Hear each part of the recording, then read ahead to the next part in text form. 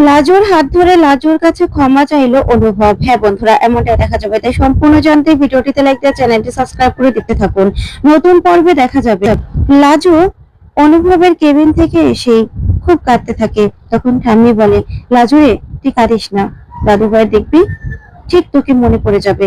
কটা দিন যাক, ওকে একটু সুস্থ হতে দে, দেখবি তোকে ঠিক মনে করতে পারছে। তখনই বনলতা বাইরে আসে আর ঠাম্মির এই কথা শুনে অবাক হয়। তখন বনলতা মনে মনে ভীষণ খুশি যে অনুভব লাজুকে চিনতে পারছে না। তারপর বনলতা এসে ঠাম্মিকে বলে, কেন ঠাম্মি, তোমার কি মনে হচ্ছে অনুভব লাজুকে চিনতে পারলে কি হবে? আমি তো চাই না অনুভব লাজুকে চিনতে পারুক।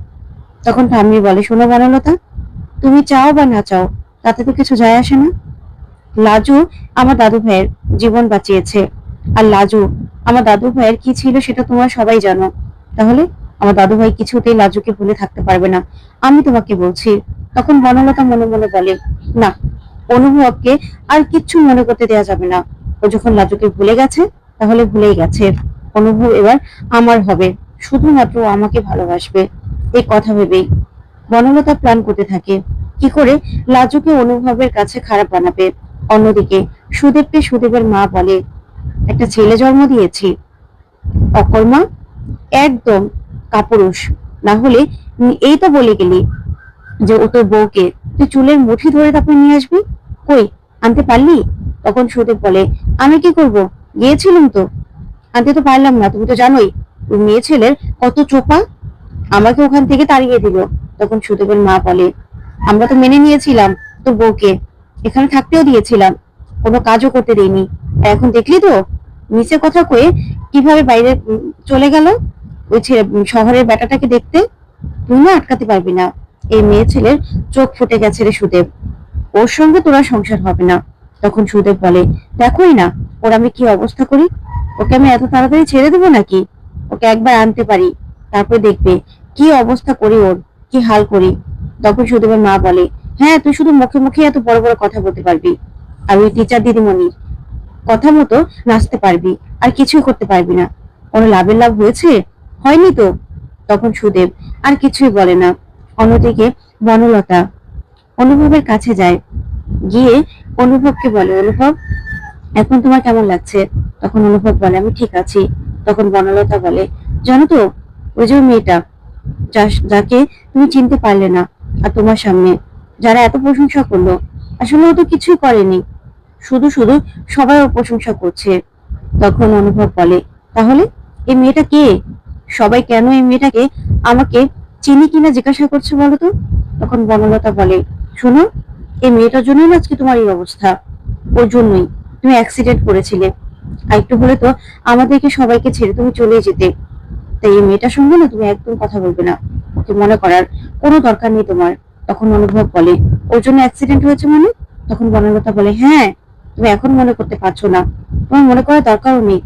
এই মেয়েটা না ভালো নয়, খুব খারাপ, ওর জন্যই তোমার আজকে এই যে হসপিটালে থাকতে হচ্ছে, আমরা এত কষ্ট পেয়েছি। তখন অনুভব মাথায় খুব যন্ত্রণা হতে থাকে আর বলে, আমার মাথা কেন তো যন্ত্রণা হচ্ছে, আমি কেন কিছু মনে করতে পারছি না। তখন বনলতা বলে, আচ্ছা ঠিক আছে, তোমাকে কিচ্ছু মনে করতে হবে না, তুমি আস্তে আস্তে ভালো হয়ে যাও, দেখবে তোমার সবকিছু মনে পড়বে। এই মেয়েটাকে না তোমার ধারে কাছেও আসতে দেবে না, ও তোমার ক্ষতি করার চেষ্টা করছে। ও তোমাকে তো হসপিটালে অন্য ইনজেকশন দিয়ে আরো অসুস্থ করার চেষ্টাও করেছিল। তখন অনুভব বলে, কি বলছো তুমি? তখন বনলতা বলে, হ্যাঁ, তুমি আমার কথা বিশ্বাস করছো না, আমি সত্যি কথা বলছি। কিন্তু দেখো না, তোমার বাড়ির লোক ওকে মাথায় করে নাচে, মেয়েটা না এরকমই, গ্রামের সহজ সরল ভাব করে সবার একদম মনের মধ্যে ঢুকে গেছে। তখন অনুভব বলে, না না, এটা আমি কিছুতেই সহ্য করবো না, বাইরের মেয়ে, ওকে আমি কিছুতে আমার ধারের কাছে আসতে দেবো না। তখন বনলতা বলে, হ্যাঁ, তুমি না ওর সঙ্গে একদম কথা বলবে না।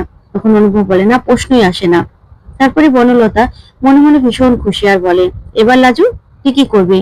অনুভব তো তোকে সহ্য করতে পারবে না, অনুভব তোকে একদম দেখতেই পারবে না, তোকে তো মনেই করতে পারবে না, তোকে আর সহ্য করতে পারবি কি? এবার তুই কি করে আমার সংসার ভাঙবি? কিছুতে সংসার ভাঙতে পারবি না। ওদিকে লাজু কলেজ থেকে আবারও অনুভবকে দেখতে আসে। তখন ঠাম্মি বলে, লাজু তুই এসেছিস? তখন বনলতা বলে, লাজু তুই এসেছিস, চল চল, অনুভবে তো মনে হয় তোর কোথাও মনে পড়ে গেছে রে। তখন লাজু তাকিয়ে থাকে। তারপরে অনুভবের মাও তাকিয়ে থাকে বনলতার কথা শুনে। তখন বনলতা বলে, হ্যাঁ, দুপুরের দিকে তোর কথা তো বলছিল, তোর নাম তো নিচ্ছিল। তখন লাজুকে বনলতা বলে, চল চল, এবার দেখা করলে নিশ্চয়ই তোর কথা পুরোপুরি মনে পড়ে যাবে, চল।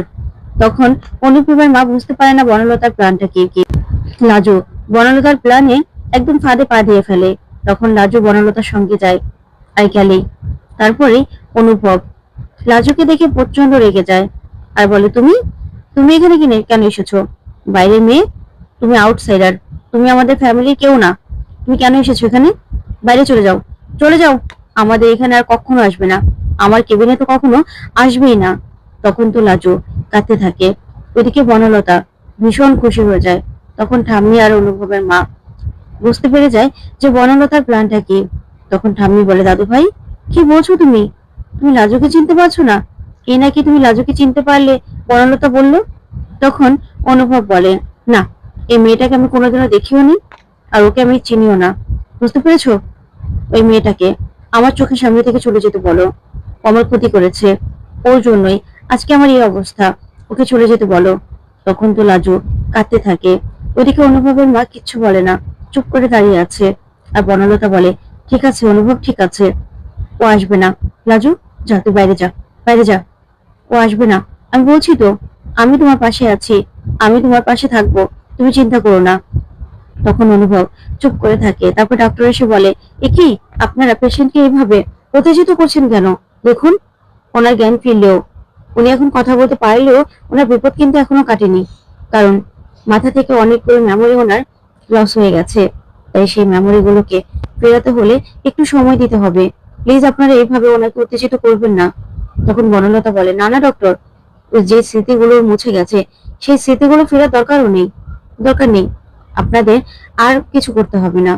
তখনই অনুভবের মা বলে, বনলতা, একথা কেন বলছো?